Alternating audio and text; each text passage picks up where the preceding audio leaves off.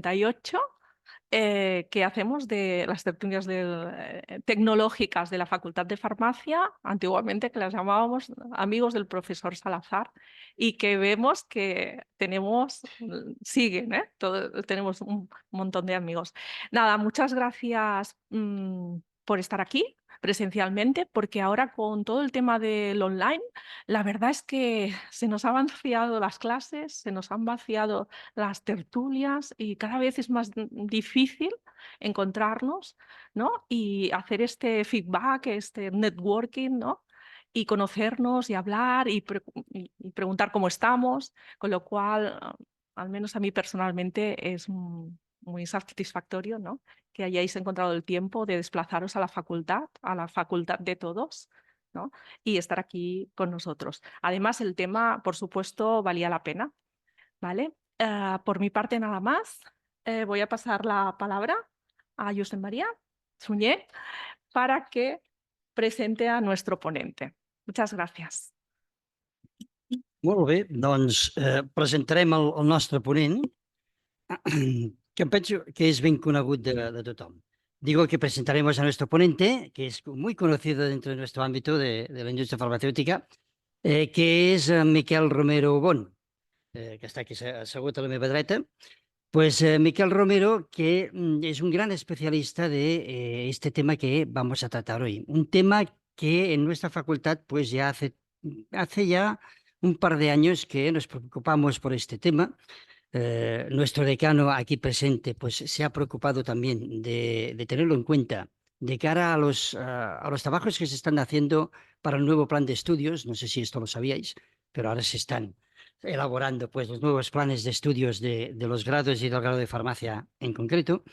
Y ahí pues estamos hablando de inteligencia artificial. En alguna asignatura pues ya estamos dando algo de inteligencia artificial aplicada pues al medicamento, a la industria farmacéutica, que es justamente lo que nos va a comentar Miquel Romero.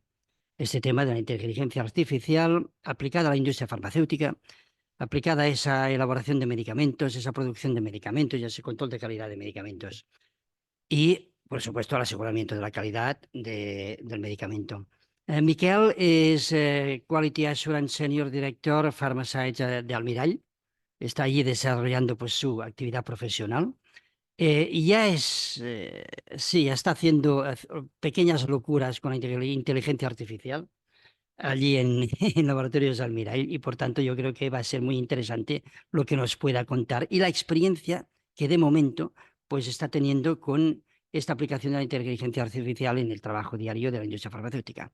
Aparte de esto, es codirector del posgrado de Estadística y Farmacia, un posgrado que desarrollamos aquí en la Facultad de Farmacia y Ciencias de la Alimentación, en la Unidad de Tecnología Farmacéutica, y aparte, pues imparte docencia en otros 1, 2, 3 posgrados más, el de calidad, el máster de farmacia industrial y galénica. Es decir, que tiene una relación estrecha con esta facultad. Yo creo que un buen comunicador, y que esto lo vamos a comprobar ahora en un momento, y es un especialista en estos temas que vamos a tratar. Por tanto, vamos a darle la palabra para que nos explique cómo hay que hacer esta aplicación de la inteligencia artificial a la industria farmacéutica y cómo puede influir esa inteligencia artificial en el futuro de nuestra industria farmacéutica. Por tanto, Miquel, tienes la palabra.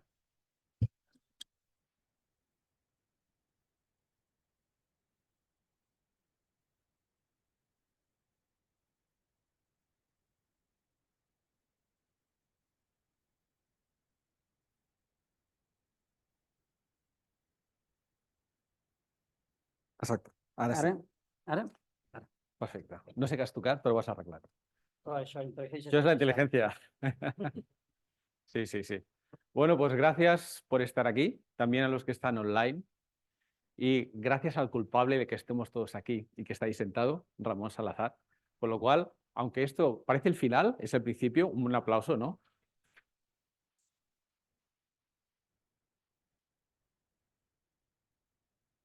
Yo creo que ya llevamos mucho tiempo, tuve el placer de estar en el inicio de estas tertulias y esta es la tercera vez que salgo a hablar sobre temas. Y hoy he recuperado, bueno, hoy no, esta madrugada en el AVE viniendo hacia aquí, recuperé la ponencia del 2007 sobre estos asuntos. Entonces recuerdo caras de, Miquel, siéntate, espérate, que se te pase. Sigo hablando de esto y ahora la gente ya empieza a creer que esto es una realidad y no una amenaza, como veréis. Bien, pues os contaré si esto me deja pasar, si no, cambiaremos al sistema manual, que tampoco va. Ahora sí. Esta presentación está hecha con IA. ¿eh? Lo digo porque si la veis diferente, le pedí, oye, haz una presentación al estilo Prezi, aunque esto es PowerPoint, que hable de estos asuntos. Tenía muy poco tiempo, preparó esto y solamente tuve que retocar 4 cosas. O sea, fijaros, ¿no?, hasta dónde podemos llegar a hacer cosas, sobre todo cuando tienes que hacer presentaciones en el trabajo o en una universidad, te ayuda muchísimo. El contenido es propio, pero el montaje tienes este soporte. Bien, pues antes de nada, esto de la inteligencia artificial, antes de que alguien piense que es Terminator, que va a venir y nos va a matar, porque es lo que se encarga la prensa, de que pensemos en que esto es una gran amenaza. Yo quiero hablar de qué es en realidad, utilizando una denominación, una descripción que es muy sencilla, capacidad dada a las máquinas para realizar tareas que son de humanos. ¿Cuáles? Pues que parece que piensan, no piensan de verdad, solo lo parecen. Exploran todas las opciones, se quedan la mejor y como lo hace tan rápido, pues parece que está reaccionando como un humano. O que aprenda. Esto realmente sí que es una característica humana, ¿no? La toma de decisiones, reconocimiento de patrones, que podemos hacer nosotros, pero esto puede ver mucho más rápido que tú y por lo tanto ser un gran soporte. Esta es la descripción sencilla, aunque tenemos organizaciones como la FDA, muy activa en este tema desde 2019. Por primera vez podemos decir que los reguladores se han puesto las pilas bastante pronto, cosa que no suele suceder en el sector. El sector está muy regulado, afortunadamente, porque esto es para la salud de nuestros hijos, nuestros padres, pero resulta que siempre había un decalaje, luego hablaré de esto, entre el descubrimiento y la aplicación en nuestro sector. Y sucede que gracias a FDA, EMA y otras, el decalaje no es tan grande como podéis intuir de entrada. Bien, ¿qué dice la FDA? Nos dice que es un sistema basado en máquinas, ¿no?, y que a partir de unos objetivos que definen las personas, hace predicciones, recomendaciones o deciden o influyen en tus decisiones. Yo suelo hablar más del humano aumentado que de la inteligencia artificial, porque el centro somos nosotros. Esto es un accesorio. Nuestra inteligencia sigue estando muy lejos de la inteligencia artificial, aunque para cosas pequeñitas son muy superiores a nosotros, pero no son capaces estas inteligencias de hacer todo lo que hacemos. Con lo cual, hablar de humanos aumentados significa de que si Miguel tiene esto en el AVE, hace la presentación y hoy parece que hace una cosa genial aquí, bonita, ¿no? Porque me ha ayudado la máquina. El contenido es mío, el maquillaje es de la máquina. Bien, ¿qué es no inteligencia artificial? Porque confundimos los autómatas finitos. ¿Y eso qué es? Que es muy delgadito. No, un autómata finito es algo que hace combinaciones, pero fijas. Pueden ser número muy grande, que te parece solo infinito, pero realmente están cuantificadas, como una máquina que pinta coches. Tú le acompañas en el movimiento y luego pintas siempre igual el coche. Eso no es inteligencia artificial. No es inteligencia artificial una rumba o un dron. Puedes dotarles inteligencia artificial, pero la máquina en sí no lo es. Y para diferenciar estos autómatas que tienen una serie de resultados finitos, aunque sean muchos, hay que tener en cuenta que esos no toman decisiones, aunque pueda parecer. Bien, si hablamos un poco de historia, no es la primera vez que digo esto que va a salir, porque estoy cansado de que hablen de Alan Turing como el promotor. Veréis quién es el promotor. Ramón Llull. Lo que pasa es que somos muy malos haciendo marketing. Sí, sí. Si este hombre hubiera sido, no sé, si fuera americano, todo el mundo diría Ramón Llull inventó la inteligencia artificial. Bueno, no es que la inventó, es que hizo la primera máquina física, la Ars Magna, que era capaz de combinar silogismos y hacer pensamientos que nunca un humano había tenido. Siglo XIV. No existía el ordenador, era de madera esta máquina. Madera, palancas y figuras geométricas con frases que había escrito, las había pegado. Y bien, esto lo hizo este señor porque quería a hablar con distintas religiones para demostrarles a todos que en lugar de pelearnos deberíamos buscar el punto en común que hay entre ellas. Y esta máquina ayudaba a hacer esta disciplina, ¿no?, teológica, porque era Musen, ¿no?, este hombre. Y bueno, pues la diseñó para esto y se quedó allí. Luego nadie la siguió. Pero esto sería el primero. Si este es el abuelo, tenemos una madre. La señora Ada Lovelace, más conocida porque su padre era Lord Byron, era matemática. Y esta mujer inventó el algoritmo, el criterio de algoritmo, secuencia capaz de ejecutar acciones complejas. Fijaros que esto pasa mucho antes de Alan Turing. Alan Turing tiene mucho que añadir, pero no es el primero, ni mucho menos.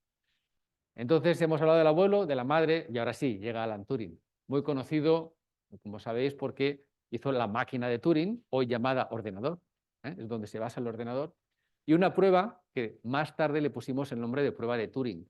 Decía, el día que no seas capaz de distinguir entre un ordenador y una persona, porque no ves quién responde, ese día hablaremos de una inteligencia, que no es la humana. No le puso el nombre de inteligencia artificial, no escribió ningún algoritmo, y las máquinas que inventó no tenían nada que ver con esto. Era para encriptar la información en la Segunda Guerra Mundial. Por eso es tan conocido. Pero, sin embargo, tiene una contribución muy importante. Así que, historia, recordaréis, Ramón Llull, malos en marketing, por eso nadie lo sabe. Ada Lovelace, hija de Lord Byron, y finalmente Alan Turing. Todo esto se queda congelado durante bastante tiempo hasta que tenemos ordenadores. Cuando hay ordenadores podemos ejecutar cálculos mucho más rápidamente que de formas manuales. Y eso hace que sea posible. O sea, el ordenador, la informática, hace posible la inteligencia artificial.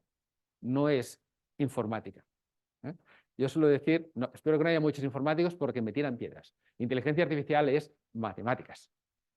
Informática es el medio. De la misma manera que el señor que vende periódicos en el kiosco no es el especialista en economía, aunque venda el Times, ¿no? Es algo parecido. Sin él no llegaría al destino el periódico, pero hay que tener en cuenta cada contribución. Bien, vista la historia, os hablaré de Pharma 4.0, porque no todo es inteligencia artificial. La revolución, la cuarta revolución que vive el sector se debe a un conjunto de tecnologías que conviven con la inteligencia artificial, y la inteligencia artificial es quizás la primera o la más vistosa. Pero no es sola ella. El concepto Pharma 4.0 viene de la asociación ISPE, Ingenieros de la Industria Farmacéutica, incluso lo tiene registrado el nombre. Significa la revolución industrial cuarta en el sector farmacéutico. O sea, es la aplicación de una revolución más grande, pero ¿cómo la vemos en nuestro sector? ¿Y cuál es la importancia? Bien, esta revolución genera un punto de inflexión, un salto, de forma que muchos sectores, también el nuestro, consigue despegar con mayor velocidad que lo que estaba haciendo. Hay un cambio en la tendencia. La digitalización, la automatización, la robótica están aquí dentro. No solo la IA, sino otras técnicas basadas en la conexión de sondas, por ejemplo, a los ordenadores para hacer real-time monitoring, para ver las cosas que suceden a tiempo real. Aquí no hay inteligencia artificial, pero con inteligencia artificial pues tiene una fuerza muy grande. Estas son las locuras, que hace un momento decía, está experimentando locuras en Almirall. Son locuras en el sentido de que como pionero vas con las flechas en el culo, ¿no? ¿Qué les pasa a los primeros exploradores cuando llegan a las tribus? Que salen corriendo con las flechas en el culo, ¿verdad? Pues así me siento yo cuando explico esto después de que me he llevado muchas flechas. Por suerte no soy el único y de vez en cuando pues, nos vamos intercambiando, ¿no? Hace poco estaba yo sentado en otra sala y estaba Rafa arriba. O estaba Tony Manzano, gran gurú de este tema y que os aconsejo escuchéis, porque es realmente una persona muy influyente en mí. Y bueno, compartiendo el conocimiento haces que esto genere una progresión del sector en el que crecemos a la vez. Bien, ¿qué más podemos hablar de 4.0? Pues que podemos tomar decisiones como si los lotes fabricados, en lugar de basarse en muestras de 10 comprimidos, que nunca son representativos, es poner una vela a Santa Rita, analizar y decir, este lote es bueno y este es malo. Esto no es verdad, esto es un acto de fe. La calidad por diseño y la inteligencia artificial combinadas dan una garantía de calidad, que es mi negocio, mucho mayor que el que puedas tener con pruebas de control de calidad discretas. Así que la toma de decisiones, la optimización de procesos, el llegar antes al mercado, porque el medicamento ha seguido unos pasos más veloces gracias a la IA, hace que sea un paradigma realmente interesante de considerar en el sector. Bien, hablando de las revoluciones industriales, si es la cuarta, ¿qué pasa con las otras tres? Pues fijaros que la primera viene porque empezamos a utilizar una energía, una fuente de energía que es el carbón, y hacemos mover máquinas con el carbón. Es la máquina de vapor. Se pasa de la artesanía a la fabricación en masa, de momento no muy grande la masa, pero mucha más veloz, mucha mayor cantidad. Y esta se llama la primera revolución industrial, que es la que estudiamos en el cole cuando éramos pequeños. Las otras han aparecido hace poco. En nombre, pasaron antes, pero no se le dio nombre. Esta es la primera gran revolución industrial. Hay gente que me dice, no, antes que eso se descubrió la rueda. Sí, pero eso no era industrial. Y el hierro y el bronce, esas son revoluciones distintas. Hablamos del paso de la artesanía a la industrialización. Fijaros que llega una segunda, donde otra energía es la que hace el cambio de paradigma. En este caso es la energía eléctrica. Las máquinas con funcionamiento eléctrico, las luces, las bombillas de las casas, de las fábricas, generan otro cambio importante, social, no únicamente industrial, y nos llevan a esta segunda evolución. No se queda aquí, hay una tercera. La tercera está relacionada con las renovables. Nos damos cuenta que las energías fósiles igual acaban con nosotros y se empieza a plantear otras energías que ahora están bastante depuradas, al principio no tanto, y cada vez tienen mayor uso. Pero en combinación con el nacimiento de la informática democratizada e Internet, generan una tercera revolución. Otro salto económico donde la humanidad crece. Primera, carbón. La segunda, electricidad. La tercera, renovables. Es decir, la cuarta, pues fijaros, la cuarta no hay ninguna energía. La energía es el dato. Esto hizo que algunas personas se refieran al dato como el nuevo petróleo. De ahí viene la frase. Si antes teníamos fuentes de energía cambiando la humanidad, ahora son los datos los que cambian la humanidad. No la tecnología del dato, sino el dato en sí. Esto hace que los sistemas estén conectados, lo que se llaman sistemas ciberfísicos. El físico conectado a sistemas electrónicos que pueden ser inteligentes además. Bien, así ya tenemos una idea. Historia, revoluciones, las 4 revoluciones, por si las otras 3 no suenan. Y esto llega a un momento en que dices, bien, ¿y esto ya se está usando o todavía es, ¿no? Con el año 2007, cuando hablaba de esto, y la gente me decía, siéntate, había pocos casos o ninguno implementado. Hoy hay bastantes casos. Como ejemplo, os puedo comentar que en la asociación ISPE, que antes he comentado, que he mencionado, uno de los grupos en el que estoy como líder, que se llama Pharma 4.0, solicitamos a las empresas que libremente nos comentaran qué estaban haciendo. Bueno, recibimos 333 propuestas implementadas. O sea que si alguien piensa que esto es incipiente, 333 en un año son bastantes. Hicimos una publicación en noviembre del año pasado con 35, porque no cabían todas. Iremos haciendo otras. Esto es para fomentar, para que copiemos ideas en lugar de competir, hagamos crecer el sector, ¿no? Que es la idea. Bien, os enseñaré, hablando de ISPE, un artículo del colega Tony Manzano que he citado antes como referencia, donde hablaba del tiempo de implementación, cuando se descubre y cuando se implementa en nuestro sector y en otros sectores. Si veis, NIR, fijaros, desde que se descubre hasta que se implementa pasan 135 años. Se descubre la teoría en la que se va a basar. El sector farmacéutico tarda 180 años en implementar. Seguimos, y siempre la verde, que es la industria no farmacéutica, el resto que no es farma, ha tenido mayor velocidad en implementar. ¿Por qué? Porque hay que regularlo. Si fabrico asfalto, pues lo descubro, lo pruebo, si va bien, no tengo que pedir permiso a nadie. Ahora, si hago medicamentos, mejor que nos aseguremos que esto funciona. Y esto es lo que hace este decalaje en nuestro sector, la seguridad para que ningún paciente tengamos accidentes, ¿de acuerdo? Así podemos ver, pues, Raman, HPLC, la cromatografía de gases, cosas que nos suenan, ¿eh?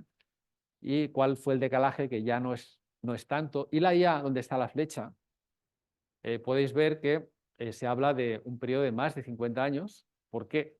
Porque la IA como tal no existe desde hace 2 días, ya existía. Lo que sucedía es que no teníamos un móvil que podía, un iPhone, por ejemplo, que podía contestar al instante. Tenías que enviarlo a un servidor y al día siguiente te contestaba con un correo, hay un error en el código. Yo los hacía así en la facultad de mates, ¿eh?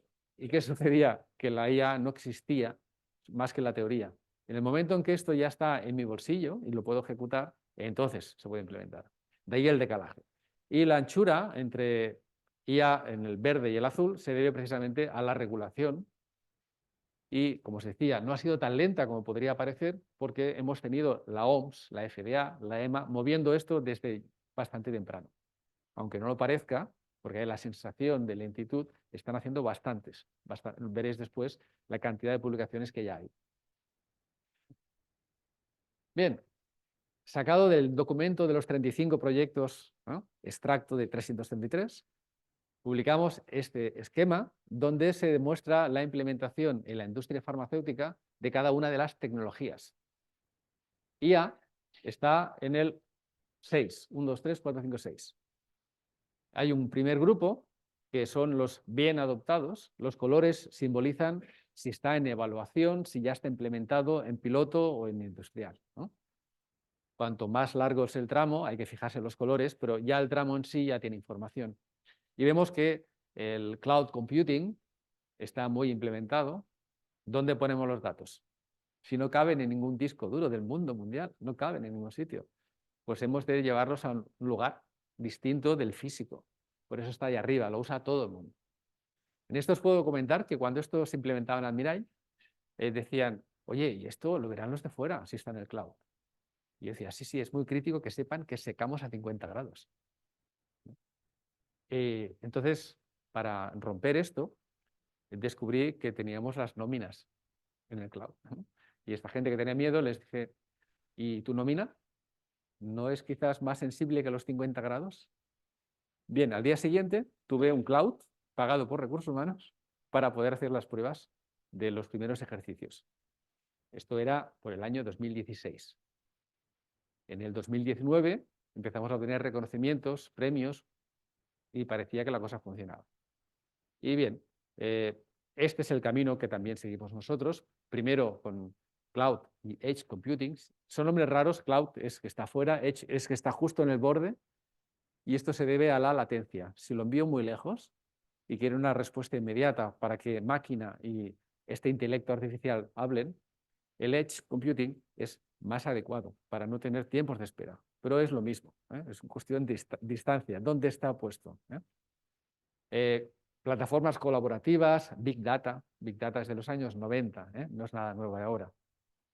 Al final llegamos a IoT. IoT es el gran empujador de que haya mucha información en Internet. Porque te compras una lavadora y resulta que está registrando datos. Te compras un secador y está allí poniendo la información. Puede ser que no lo utilices para nada, pero has dado el consentimiento en algún momento y esta información está allí. Recuerdo el primer caso, que creo que era Google, regaló un termómetro, que era un ojo, muy bonito. Un iris así, como azul, con la temperatura dentro. Y te decía, mira, esto vale 100 euros, $100. Vale. Te lo regalo si me das permiso para que sepa la temperatura. La gente decía, a mí, tengo la casa a 22 grados, no creo que sea ningún secreto. Se ponían ese ojo allí y tenían la temperatura. Bien, fue el primer caso de IoT masivo en el que después de una inversión que nadie entendía, porque te regalaban ese termómetro tan bonito de $100, Google cogió la información de Estados Unidos y lo vendió a las empresas eléctricas como hábitos de la población de Estados Unidos. Y ganaron mucho, mucho dinero en comparación a lo que habían invertido. Ese fue un primer caso de IoT que se conoció masivamente. Detrás de este han habido muchos y han impulsado a que Big Data, inteligencia artificial, tengan material para ejecutar. Bien, Justo detrás de inteligencia artificial tenemos digital twins, que al final no son cosas distintas. Estamos viendo muchos nombres, pero digital twin es la representación virtual de un sistema de verdad. Yo esto lo utilizo en el trabajo, de manera que puedo prever lo que va a pasar de aquí media hora. Veréis ahora una demo que es de verdad, está grabada de mi pantalla. O puedes ver cómo afecta un cambio, ¿no? Vamos a cambiar el tipo de filtro, la temperatura del secado, las condiciones del amasado. Vamos a ver cómo esto afecta al producto. Lo ves en el mundo virtual, lo ejecutas 10.000 veces porque es gratis. Incluso puedes preparar el PQR del año que viene, imaginad, ¿no? Y esto pinta bien, ¿sabes qué? Lo aceptamos y vamos a hacer este cambio. Si esto pinta mal, pues ya no lo acepto, ¿no? Puedes optimizar procesos cuando estás en desarrollo, cuando lo tienes virtualizado. O sea, se pueden hacer muchas cosas. Hay otras tecnologías que solo citaré y que no soy tan amigo de ellas, como puede ser la realidad virtual. Me parece que ir con gafas por ahí es de película, pero tiene poca utilidad. Nosotros pensamos utilizarlo para que no tuvieran que leer los PNTs. Entonces tenías las manos libres y podías desmontar un equipo, por ejemplo, ¿no? Pero finalmente hemos visto otras soluciones sin necesidad de comprar Google Glasses, Lens, que son caras y que al fin y al cabo en ese momento eran incómodas para las personas, ¿no?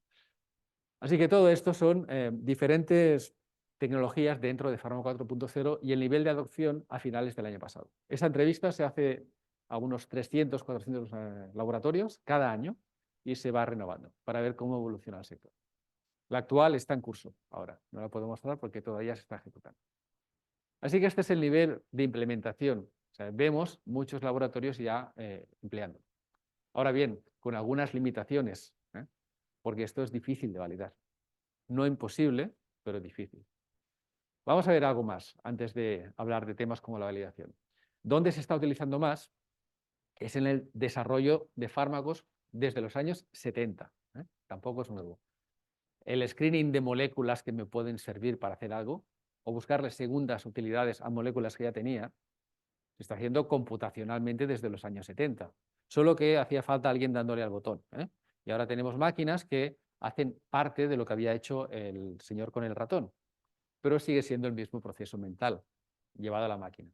También la simulación de procesos biológicos, con el punto interesante de que no hace falta experimentar con animales si conseguimos reproducir virtualmente el comportamiento de un conejo, de un perro o de un mono.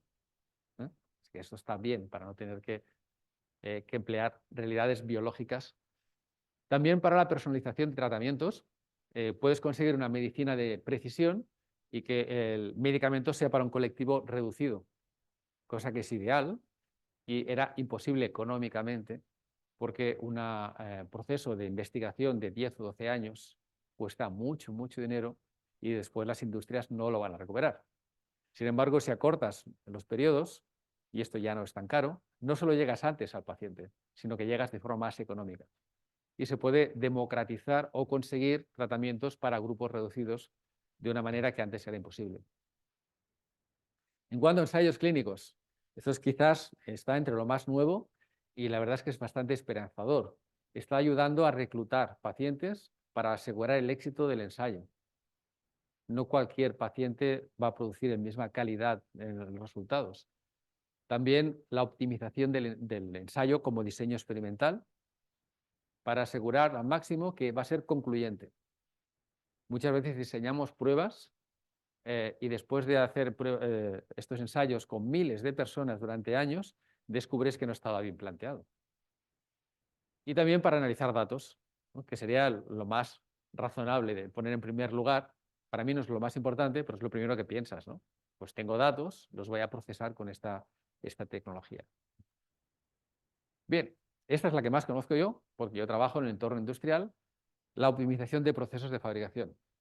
Y aquí os puedo contar la aventura que tuve en la implementación de esta herramienta, aparte de la experiencia con el cloud de recursos humanos, me encontré que yo quería mejorar la calidad.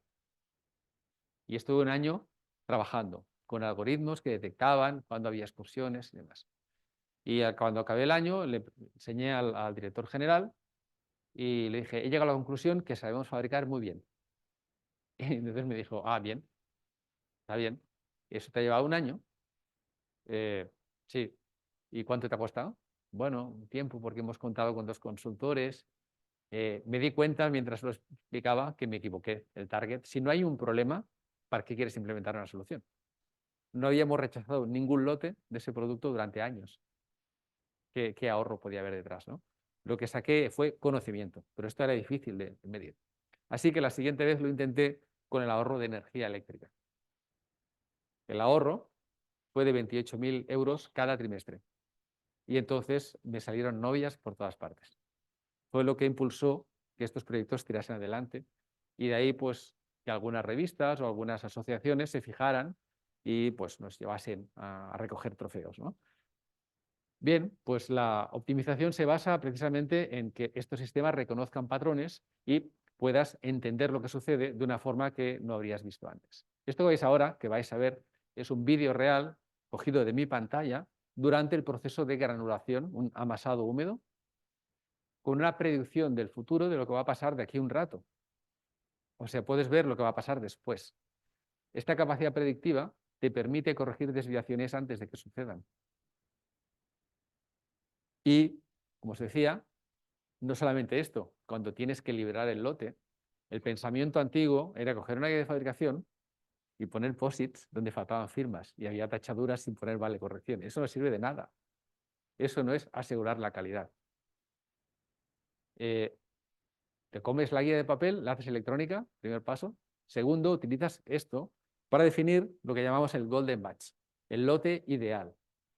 Un análisis multivariante de este gráfico que veréis, pero transmitido a datos, y que compara cada lote que produzco en tiempo real contra el golden batch. El que hago ahora, la caracterización, le llamamos fingerprint, que es huella digital, porque es algo que distingue a cada persona, su huella digital. Pues imagínate la huella digital de cada lote vista durante la producción, de forma que liberas el lote después de confirmar que este es tan bueno como el golden. ¿Sí? Y si no, tu estrategia de control tiene que modificarse. Eso sí que es asegurar la calidad. El esfuerzo es conmensurado al riesgo, como dice la ICHQ9, y no hacemos todas las cosas iguales. Eso es un gasto para la empresa y llegamos más tarde a tener el producto en el mercado. Así que ahora veréis esta simulación. Este es el sistema de verdad implementado. Veréis que tiene líneas de colores que indican la cantidad de líquido aglutinante, era agua y plasdone, la velocidad del impeller que está moviendo y el consumo de potencia para mover esas palas. Lo que está en línea oscura ha pasado de verdad. Lo que está en líneas de puntitos es lo que va a pasar. Si esto va avanzando y coincide mi predicción con lo que estoy viendo, este lote está funcionando correctamente. Si la predicción se va afuera de lo esperado, es cuando puedes intervenir. ¿Qué sucede? Mirad, en esta parte, no sé si aquí hay láser para señalar. Sí, no sé si se ve. Esta parte donde pone premixing es la mezcla previa al amasado. Por lo tanto, tenemos aquí la línea verde, que es el impeller girando a una velocidad determinada, siempre la misma. ¿Cuánto tiempo? Pues esto es la escala temporal. Puedo verificar que está a tantos minutos a tantas RPMs, sin que nadie tenga que anotar nada. Esto de aquí es el consumo de potencia, que cuando supera el pico de la potencia reactiva, mantiene estable. ¿Por qué se mantiene estable? Porque no le cuesta más mover ese granulado hasta que no le añadimos agua. Cuando añadimos el líquido aglutinante, esta línea de aquí, el área bajo la curva son los litros que he añadido en el lote. Con lo cual tengo una verificación también de las condiciones a tiempo real. ¿Y qué sucede cuando añado agua y plasdone? Que la potencia empieza a subir. Incremento el tamaño de los gránulos y cada vez cuesta más mover. Hasta que esto llega a un máximo. Este máximo, no sé si estoy apuntando bien, ahí, este máximo, el sistema lo reconoce a través de la derivada. ¿Os acordáis de primaria? Las derivadas primera igual a 0 es el máximo o el mínimo, ¿no? Pues haz la derivada. ¿Sabéis cómo hace la derivada una inteligencia artificial? Es la resta de cada valor menos el anterior. Qué inteligente, ¿eh? Bien, hace una resta.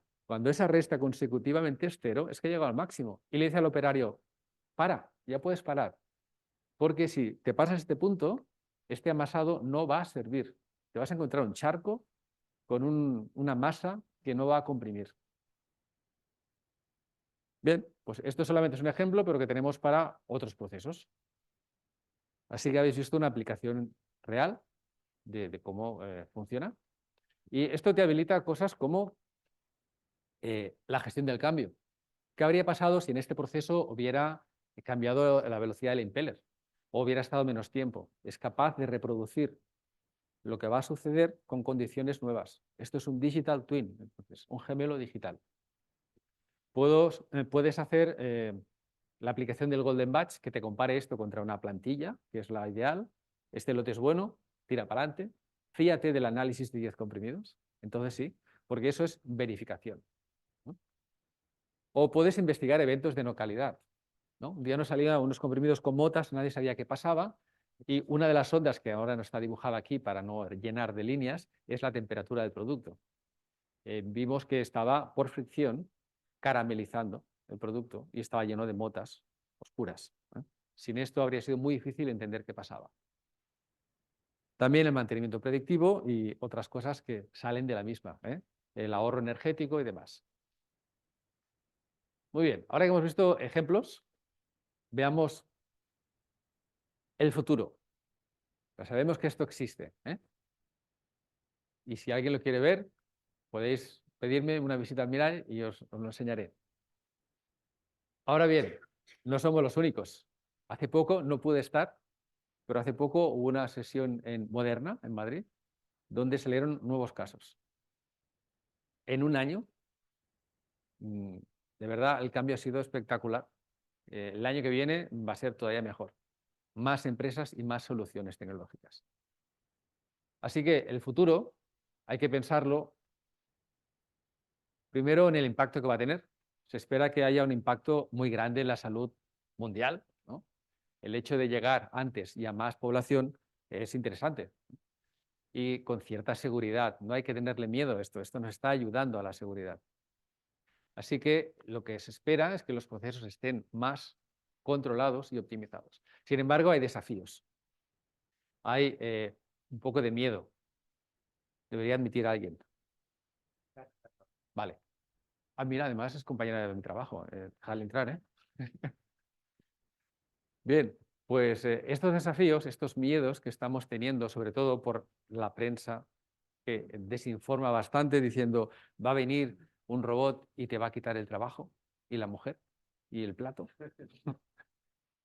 Pues sucede que los desafíos reales que las autoridades sanitarias están escribiendo en sus documentos son la privacidad de la información, la falta de transparencia. Hay el pensamiento de que esto es una caja negra y no sé lo que pasa, no es cierto, ya hay sistemas para ver lo que pasa dentro. Y lo más complicado, nosotros, el cambio cultural de la sociedad, eso es lo más complejo. Al menos en mi experiencia, le dices al operario, he descubierto un sistema que te va a decir cómo fabricar. Ah, sí, hombre, ¿me vas a decir a mí cómo fabricar? Venga, va. Lo apaga, ¿no? Y dices, ¿pero por qué lo apagas? Sí, hombre, es que si lo tengo en marcha y fabrica mejor que yo, pues igual mañana no vengo a trabajar. Hombre, no, es que tú ahora eres un humano aumentado, tú ahora te vas a hacer un bocadillo. Y esto te envía un mensaje, un SMS a tu teléfono, si ve que estás saliendo fuera de límites. Él no va a decidir, vas a ser tú. Esa persona que ve el granulado o escucha el equipo y dice, esto no va, este no lo perdáis de vista. Eso es oro, ¿eh? Mucho mejor que la inteligencia artificial. Pero el cambio cultural es bastante complejo. Y no solamente del trabajador que está ahí, sino del entorno y de los reguladores. Como no acompañemos a la gente que nos inspecciona, ¿cómo van a determinar si esto es seguro? O sea, hay que avanzar juntos. Bien, hablando del futuro, hay más. El profesional tiene que cambiar. No sirven las profesiones que tenemos hoy tal como están. Y se está hablando de nuevos especialistas, como ingenieros en automatización industrial. Escucharéis cada vez más la separación entre IT, Information Technologies, y OT, Operational Technologies, las de las operaciones. Esto se refiere a las sondas de los equipos, a los instrumentos que nos dan la información y no al software que hace que las cosas funcionen. cada vez se solicitan más y no hay tantos en el mercado. Así que hay que animar a la gente que crece a que tenga este conocimiento cuanto antes. También expertos en tratar datos, en el governance de los datos también. Aquí, pues, el posgrado de estadística que se da en esta facultad desde hace 9 años ha ayudado bastante porque incorporamos hacia el final del curso nociones de inteligencia artificial. Y esto, pues, ayuda a entender como normal, ¿no?, todo esto que está viniendo. Especialistas en ciberseguridad, cuidado qué pasa con los datos personales. Pues ahí cada vez está solicitado más. Expertos en aprendizaje automático, el machine learning. Por cierto, si alguien dice, ¿cuál es la diferencia entre machine learning y deep learning? Ninguna. Es lo mismo, solo que hay más capas de neuronas. Entonces, todo aquello que sea capaz de aprender tiene distintos métodos, uno de los cuales es este. Y no únicamente hablaremos de redes neuronales o de machine learning, sino que hay muchas otras maneras.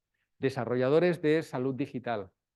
Se está regulando mucho los dispositivos médicos para autodiagnosis. Tu teléfono móvil, pones el dedo en la luz, en la flash, o te haces una foto de una mancha y al cabo del tiempo miras la evolución, son capaces de hacer diagnósticos que un médico puede después evaluar. Y esto cada vez está progresando más, pero requiere un registro como dispositivo médico, ¿no? Y es una dificultad. Bien, gestor de proyectos de transformación digital, porque lo difícil son las personas y como somos nosotros, hace falta gente especialista en el cambio cultural. Y por último, cualquier profesional que se embeba de esta información, de este conocimiento y sea un humano aumentado, que es la filosofía que procuro poner delante de la inteligencia artificial para no generar el pánico de que viene el robot, me quita el plato a la mujer. ¿No? Bien. ¿Y qué pasa con la regulación? Pues la regulación, como os decía, es más activa de lo que pensamos que sería. Si pensamos en WHO, en la Organización Mundial de la Salud, ellos han empezado a hacer cosillas como el documento que ahora veréis, que nos llama de la ética y el governance de la inteligencia artificial. Este es del 2021. No todo el mundo lo conoce y es público. Vale la pena echarle un vistazo. ¿Qué se ve aquí? Pues que cuando hablan de ventajas e inconvenientes, hay muchos inconvenientes. Hablan un poco de las ventajas. Y esto es aún, cuando veáis el de Europa, que saldrá en mayo del año que viene, este es terrible, da miedo cuando lo ves.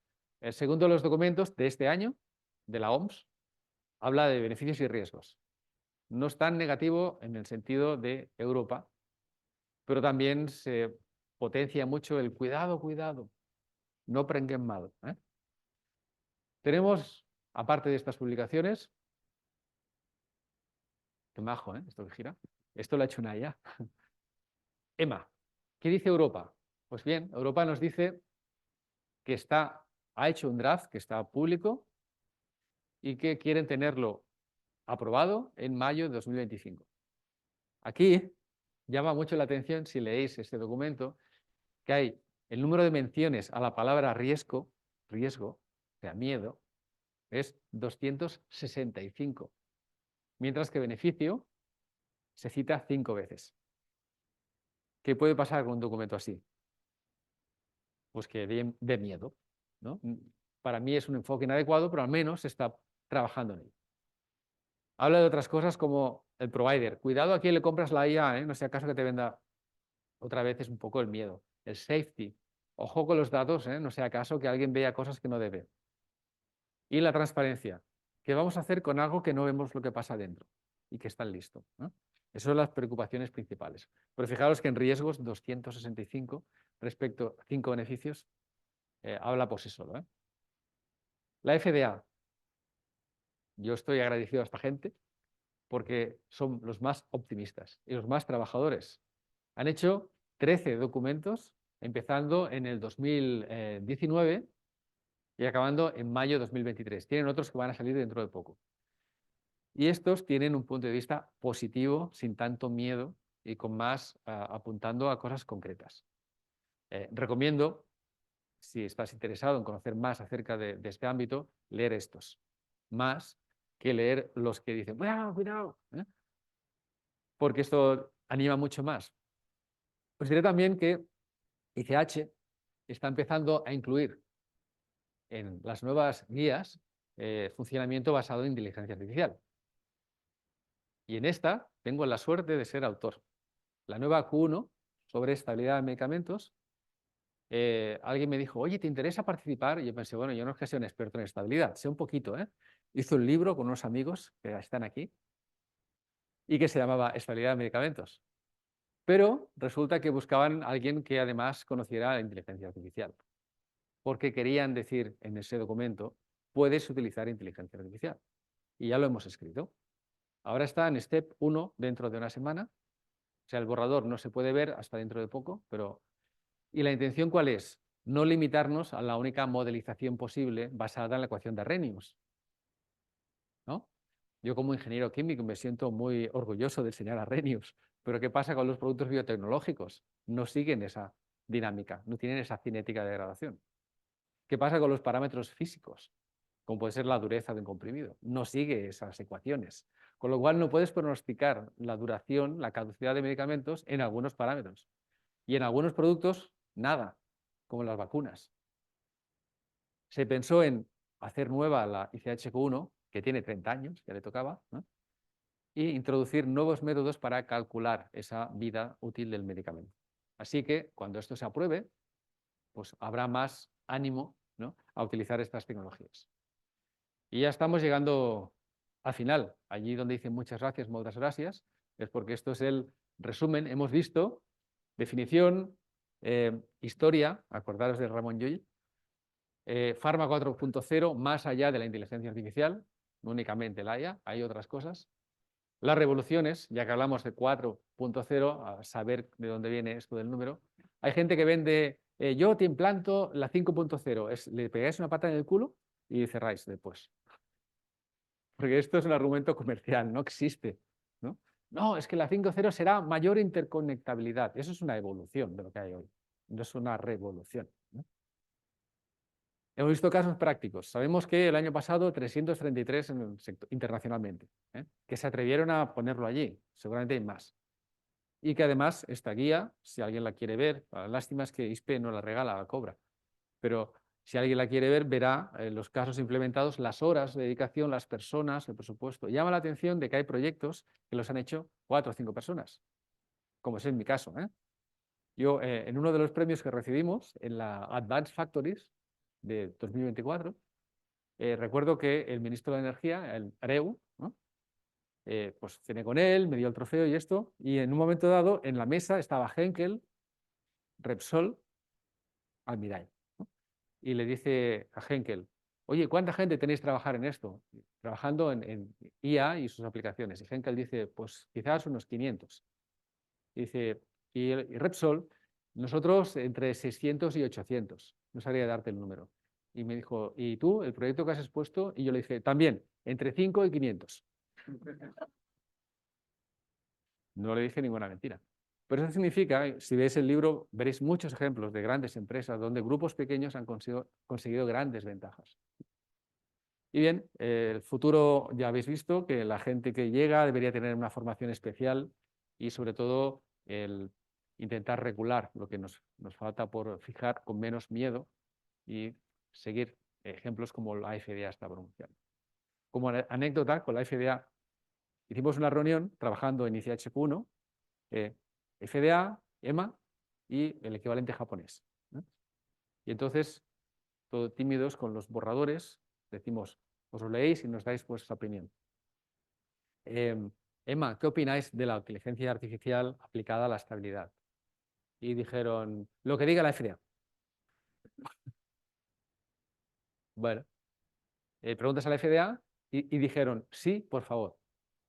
¿Qué respuesta? ¿No? Es para besarles. Los japoneses no dijeron nada. Estábamos esperando, sí, sí. Yo creo que contestarán tarde o harán lo que hacen los demás también. Pero eso significa que quien está delante, aunque dé un poco de rabia a veces, pero está sobre todo en Estados Unidos en este momento. Y bien, ya está, nada más. Gracias por vuestra atención, también a los que estáis online.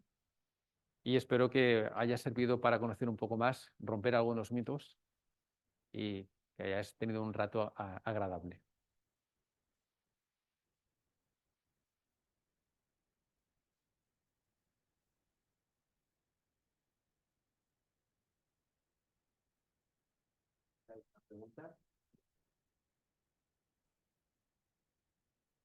No sé si hay alguna pregunta.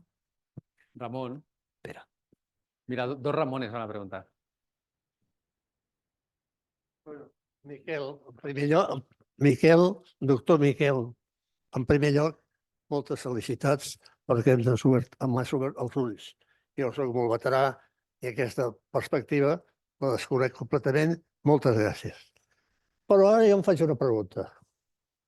El meu desideratum era fer un medicament estable, segur i eficaç. I sobre aquesta base hem fet durant molts anys aquests medicaments.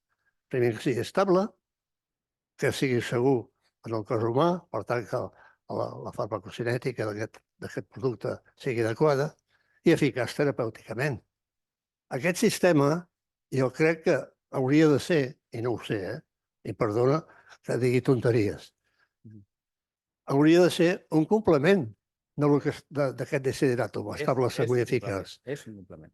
I clar, jo em perdo, francament em perdo, perquè quan tu has fet aquí aquesta gràfica de la composició, de la transformació del medicament a mesura que s'està fabricant, bueno, doncs això ja ho tenim. Això són uns índexs, uns aparatos que controlen tot això. Vaig al final. A mi el que no m'agrada d'això que li diuen intel·ligència artificial, i perdoneu-me, és que per què li diuen intel·ligència artificial? Sí, ho entens? Per què li diuen? Perquè, de fet, són uns controls que hem de posar per controlar que aquell medicament, quan estigui acabat, sigui estable, segur i eficaç. I res més. Moltes gràcies, Miquel, per introduir-me a mi personalment en aquestes qüestions, que soc molt vell, però t'asseguro que tindràs un futur molt ferm. Moltes gràcies i per molts anys. Una resposta ràpida. Per què li diuen intel·ligència artificial? És màrqueting. És màrqueting. Hem de posar noms bonics perquè la gent compri les coses. I aleshores, l'any 65, algú va pensar en aquest nom. I es va quedar. El que va pensar en aquest nom no va inventar res, va inventar un nom, però els hi va agradar. Anys més tard va haver-hi pel·lícules. L'Spielberg va fer una pel·lícula que es deia Ja, quan ningú parlava d'això. I a base d'anar esmentant, al final arriba un punt en què tothom parla d'IA. Intel·ligència artificial com a cosa normal. Però es podria haver dit de moltes altres maneres. Jo li dic matemàtiques. Amb la gràcia que tinc un ordinador que calcula molt ràpid. Abans trigava molt, comparat amb el que tenim ara, i que permet buscar totes les solucions possibles i donar-me la millor. Això no és pensar. Sembla que pensa. Per tant, aquestes màquines sembla que pensen. A tu. Primer de tot, donar-te les gràcies perquè la presentació ha sigut molt clarificadora, fàcil d'entendre. El que estava pensant tota l'estona mentre anaves explicant el procés que hi ha al darrere, de com visualitzar el que passarà en el futur, etc, anava pensant com valides tot això. La inversió en els recursos, en validació de tots aquests processos, incloent la IA, no deu ser el mateix. No, no és el mateix, però ja n'hi ha mecanismes. La PDA ja ha començat a fer publicacions de com validar un sistema i hi ha un software que transparenta el que passa dintre, per exemple, d'una xarxa neuronal i et dona els càlculs que s'estan produint durant el camí perquè puguis veure i entendre el que hi ha. Aquests sistemes són els que permetran validació. S'està plantejant validacions amb sistemes transparents, però a més, amb dissenys d'experiments per veure dintre d'un espai de disseny, com QBD, com respon la intel·ligència artificial, perquè les respostes no són úniques. Poden haver-hi dintre d'aquella zona diverses respostes. Aquí vaig, i llavors el que ja veig és, escolta, llavors ve la FDA, que com dius tu, li agrada molt el sistema, però ve l'auditor i et diu a veure com has validat i a veure si Sí, te bueno, el que l'accepta o no. s'ha de fer és que hi hagi les GAM actualitzades amb això i que siguin referència per tots, inspectors i indústria. Que és el que deies, si no anem de la mà dels inspectors, malament, perquè no és la policia que ens vigila, és qui garanteix la salut a la població i aleshores què necessitem? Que anem agafats i creixem alhora. Si no, és molt difícil que, imagina que comencem aquí a desenvolupar coses i algú que no entén t'ha de donar l'ok. L'estem posant en un lloc complicat. Doncs és el progrés conjunt i les associacions que participen, com ara pot ser ISPE, la PDA, i organitzacions que no legislen però que tot el que fan es converteix en llei, com la FEAC, són les que poden donar una volta.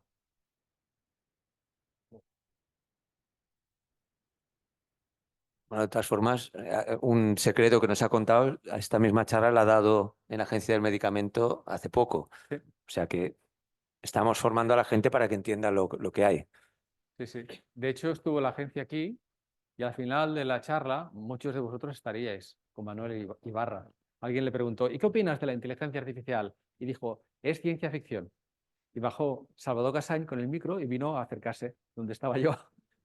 Y le dije, no, ahora no. Que él es una autoridad y es un momento. Cuando salgamos fuera, hablamos. Y os lo dije. ¿Y qué hizo? Invitarme a hablar a la EMS sobre esto. Eso es muy buen síntoma.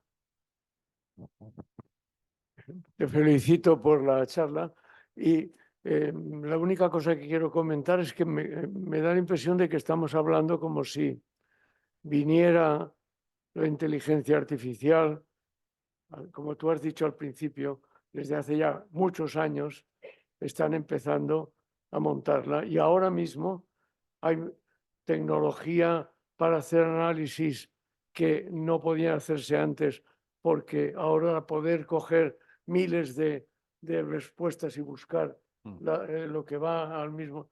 Y como eso, muchas cosas que ya están usando. Pat. Entonces estamos en la era en que ha cambiado el hacer pruebas, ensayos clínicos, apuntándolos en un papel y todo eso, cuando se pueden coger millones de datos y buscar qué coincidencia hay con aquel medicamento, con aquel otro, con aquel otro. Exacto. Todo eso está haciéndose desde hace unos años ya. Sí. O sea, estamos en la inteligencia artificial. Estamos, sí, y desde hace tiempo. Sí. Yo estudié inteligencia Veremos artificial después. en el año 2004 y la gente dice, no se había inventado. ¿Cómo que no se había inventado? Si era una asignatura en matemáticas. Claro que sí. Por lo tanto, no es nada nuevo. Lo nuevo es que ahora está en la mano de todos.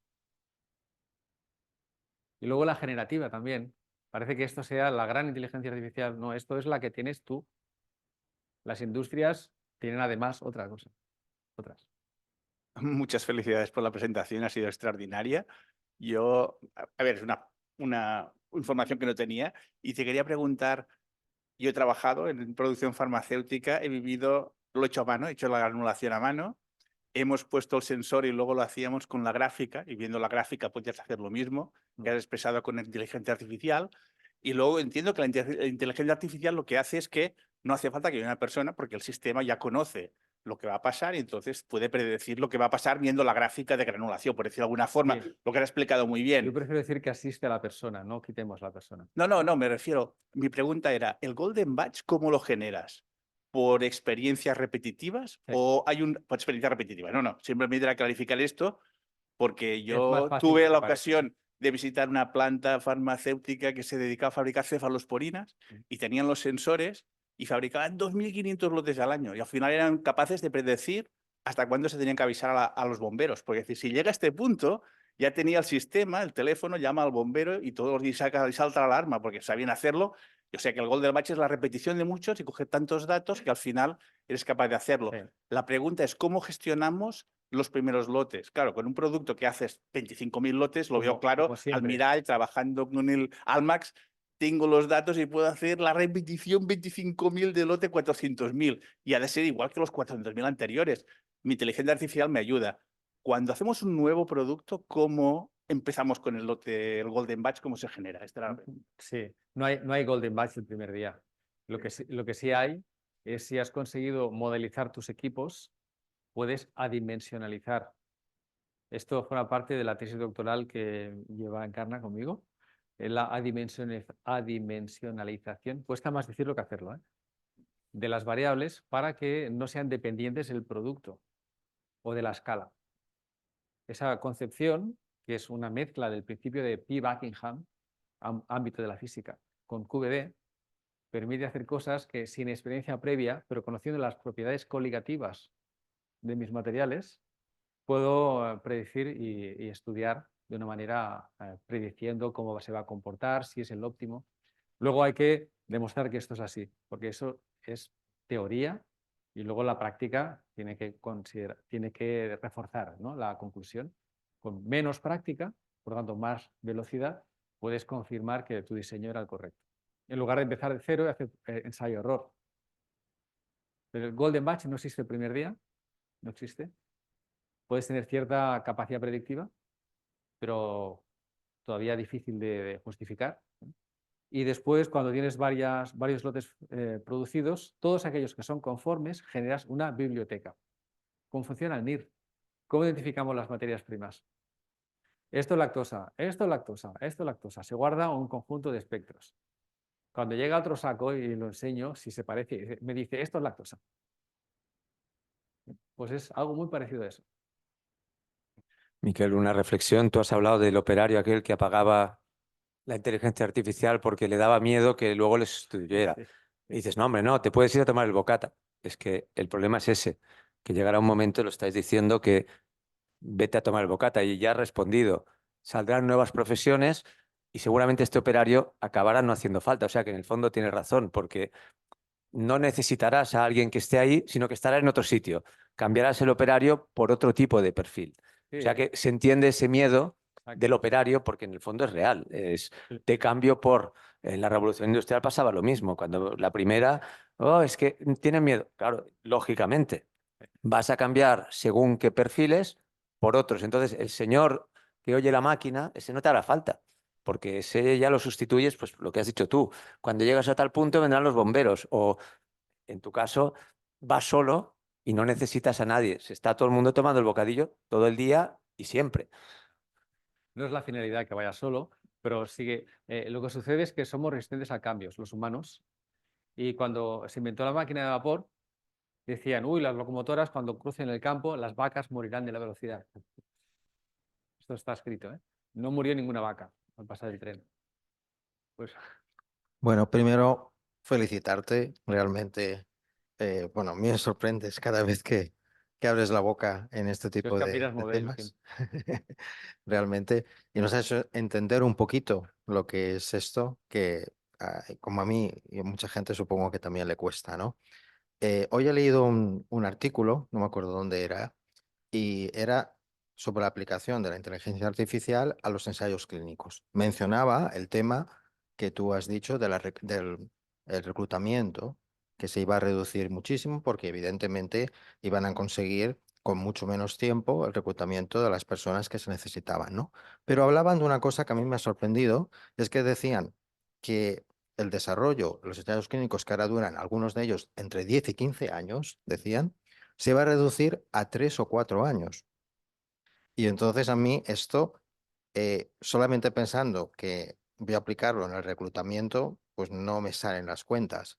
¿En qué aspecto más podría aplicarse la inteligencia artificial en los ensayos clínicos? Porque en este caso nosotros siempre nos hemos preocupado de que los medicamentos que llegan al mercado pues estén avalados por unos ensayos clínicos, evidentemente. De hecho, cuando salió la vacuna de la COVID, pues todo el mundo teníamos miedo porque no se habían hecho los ensayos clínicos que se precisaban. ¿Tú tienes alguna información de esto? ¿Por qué se piensa que los ensayos clínicos van a reducirse tanto? La reducción no será tan grande como esa. Yo creo que esto es crear un hype, una expectativa mayor de la realidad que luego nos va a enfriar. La IA ha sufrido varios de estos ciclos. Deberíamos evitar caer en otro. Mi percepción es que puedes reducir de los 12-15 a 8-10. 3 o 4 Lo veo muy difícil. Y no solamente es en los ensayos clínicos, en el desarrollo farmacéutico también. Porque en lugar de hacer pruebas en un entorno real, que llevan tiempo y coste y demás, podría hacerlo en un entorno virtual, optimizar y luego verificar que esto sucede de verdad con menor cantidad de ensayos. Entonces, cuando sumas el acortamiento en discovering de moléculas, el desarrollo, la conversión de esa molécula a un medicamento, que es más corta, y el ensayo clínico lo acortas un poco, la suma de todo puede hacer que tengamos esa reducción. Pero 3 o 4 años lo veo exagerado y no deberíamos generar esta expectativa, porque cuando fracasemos diremos que esto no vale. Gracias. Sí, primero mi enhorabuena por la presentación. Y mi pregunta va más con respecto al consumo de energía, ¿no? Pues corrígeme si me equivoco, todo este uso de inteligencia artificial va asociado a un consumo de energía, ¿no? Por Sí. ejemplo, el tema de centros de datos y demás, ¿no? Mi pregunta es, ¿tenemos energía suficiente para alimentar toda esta inteligencia artificial? Sí, no se sabe muy bien cuánto consume. Yo se lo pregunté a la IA. Con lo cual, no sé si será verdad. Lo pregunté, de verdad, ¿no? Entonces, a diferentes. Le pregunté a Perplexity, a Copilot de Microsoft, a Claude. No sé si conoces todas estas herramientas, son todas gratis, ¿eh? Con lo cual las podéis utilizar sin problema. Y hubo bastante coincidencia. Y me sorprendió la cantidad pequeña que hablaban de consumo. Decían que podía variar, depende del algoritmo. Los científicos, los arquitectos, ingenieros informáticos, no están pensando en términos de eficiencia, porque los ordenadores son muy rápidos. No es como antes, que hacíamos el algoritmo más rápido posible. Ahora es el que me da la solución buena, me lo quedo. Y eso puede hacer que haya mayor consumo. Pero hablaba de cantidades como de 20 milivolts por consulta. Yo me llamó la atención, eso no es una potencia, eso es una diferencia potencial. Entonces desconfié un poco de la respuesta, pero me encontré la misma respuesta en distintas IAs. Señal de que alguien ha publicado esto en algún sitio y está leyendo del mismo lugar. Con lo cual, cuidado con las, no he hablado aquí para no coger más tiempo, pero cuidado con las alucinaciones. Es como se le llama a los fallos que hacen las IAs, porque creen lo que ven y te cuentan lo que nosotros hemos puesto. Entonces, hay cosas de este estilo. Yo oigo mucho, sobre todo en el ámbito ecologista, cuidado, que como esto se dispare, por poco que sea el consumo de una consulta, crece exponencialmente y vamos a tener un consumo enorme. Pues habría que ir con cuidado, porque si no vamos a tener un problema serio, tenemos que autolimitar. Como por ejemplo también el riesgo de alucinaciones, porque habrá más información generada por IA que generada por nosotros en poco tiempo. Cuando toda la información, la gran parte, está generada por la IA y utilizada por la IA, puede entrar en un bucle que incluso podría colapsar las IAs. Esto que ahora es una teoría de una mujer que va haciendo charlas, si se llega a producir, se carga todo esto. O sea que es algo que deberían pensar rápidamente. Consumo energético, muy importante, y luego la posibilidad de colapsar a causa de la autoalucinación generada por la propia IA. No sé si tengo tiempo para una última pregunta. Tenemos hoy la suerte de que están atendiendo a la conferencia a muchos estudiantes de cuarto, del grado de farmacia y del posgrado y del máster. Entonces me atrevería a pedirte un consejo para estos futuros técnicos de la industria farmacéutica, para que estén preparados y puedan triunfar como tú, como nos has demostrado.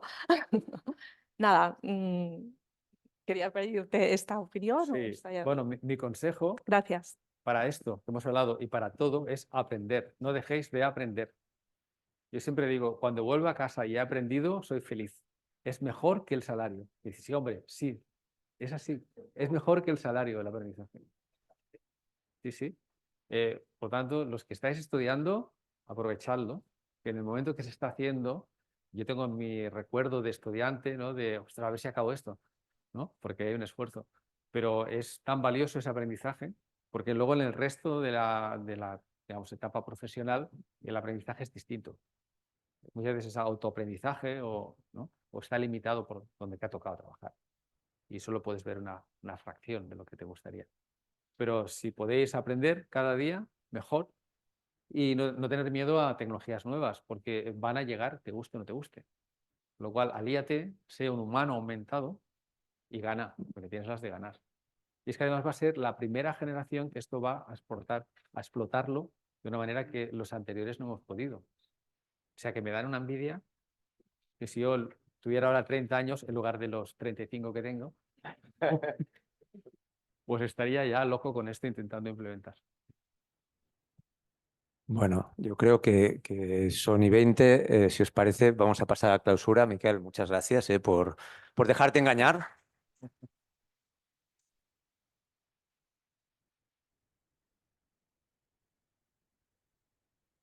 Como bien ha dicho Miquel, a raíz de esa charla que vino Manuel Ibarra y que dijo que esto era ciencia ficción, cuando había dado una charla hacía poco en la Generalitat, le engañamos para que viniera aquí también. Dijimos, hombre, un amigo de las tertulias que venga aquí y nos lo cuente. De ahí sale. Bueno, nada, simplemente daros las gracias a todos por estar conectados. Ha habido un momento que había 72, he visto yo, no sé si había más. Yo he llegado a ver 72, o sea que veáis que el aula magna más los de fuera nunca es poco. Gracias también porque de aquí un rato hay fútbol. Algunas veces hemos competido con el fútbol y aún así ha venido gente, o sea que muchas gracias y bueno, voy a pasar la palabra al señor decano para que proceda a la clausura oficial. Moltes gràcies a totes i a tots per acompanyar-nos en aquest acte. Y como decano de esta facultad me toca pues tomar la palabra para concluir este acto. Y tan solo, ya que se ha mencionado el fútbol y hay cosas que son prioritarias, tan solo un par de palabras respecto a dos ámbitos. Uno, la conferencia que acabamos de escuchar y otra, el entorno en el cual se desarrollan estas sesiones. Respecto a la conferencia, ya se ha dicho, y no voy a ser nada original, sencillamente excelente. Y no lo digo por compromiso, lo digo porque creo que he entendido un 30% de lo que usted ha explicado, lo cual para mí ya es un éxito, ¿no? Me ha impresionado realmente, me ha impresionado sobre todo en la capacidad que se ha dicho de predecir lo que va a ocurrir, ¿no? Entonces, me ha impresionado y me ha ilusionado esto, porque como le comentaba antes a otros, hoy esta mañana hemos tenido Consejo de Gobierno en la universidad toda la mañana sobre, imaginaros, el presupuesto 2025 y el debate. Yo digo, hombre, si hubiéramos tenido pues el rector y tal, hubiéramos visto a ver cómo, pero luego ya he dicho no. Cuando ha hablado de riesgos y beneficios, he dicho no, mejor no tenerlo porque el déficit hubiera subido tanto, nos hubiera dicho el 25, si ahora tenemos X, no digo, millones de déficit, pues imagínense en el 25 cómo hubiera salido esto. Mejor no tenerlo y ya veremos lo que ocurre si tenemos suerte. De todas maneras, bromas aparte, de todas maneras es una realidad la inteligencia artificial. Y hemos de cambiar muchas cosas, no ya los de ámbitos profesionales, sino el día a día nos va a cambiar y en el ámbito académico también, no se ha mencionado aquí, pero ya tenemos aquí muchas cuestiones también de riesgo y de beneficio en ambos sentidos respecto a la inteligencia artificial. Gracias de nuevo y sobre todo gracias y felicidades por escoger el tema y por escoger el ponente que desde luego ha sido del todo indicado. Y otra cuestión que quería decir para no prolongar es el entorno en el que tenemos estas sesiones. Se ha dicho aquí, son las tertulias de amigos o del profesor Salazar. Y por tanto, yo quiero decir aquí que el doctor Salazar representa al universitario, es el universitario. Universitario en tanto a una serie de conceptos que se unan, conceptos de seriedad, de trabajo, de esfuerzo, de dedicación, de empatía, de solidaridad.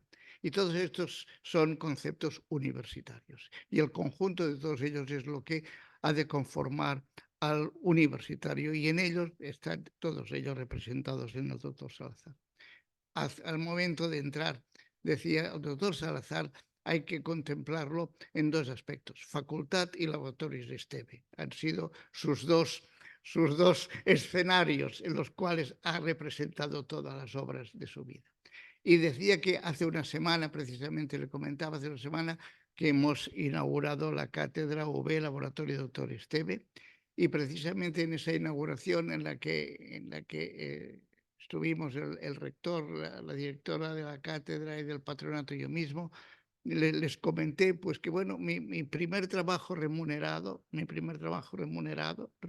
sí, doctor Salazar, remunerado, no digo la cantidad para no ofender a nadie en estos momentos, mi primer trabajo remunerado fue precisamente en una encomienda del laboratorio Esteve a través del doctor Salazar, que me hizo este honor. Por tanto, un gran recuerdo, un gran futuro para esta facultad el tener esta cátedra, y un gran recuerdo y una gran presencia del doctor Salazar, que sigue estando ahí y que ha dado tanto para esta facultad y a la cual, por tanto, les doy las gracias desde lo más íntimo. Gracias de nuevo a todos ustedes por estar aquí, por acompañarnos, por haber disfrutado realmente de esa conferencia y de ese tema, y emplazarles para el año que viene toda la serie de tertulias de estas tecnológicas y de amigos del doctor Salazar. Gracias a todos, muy buenas fiestas, un feliz 2025 y concluye este acto. Muchas gracias.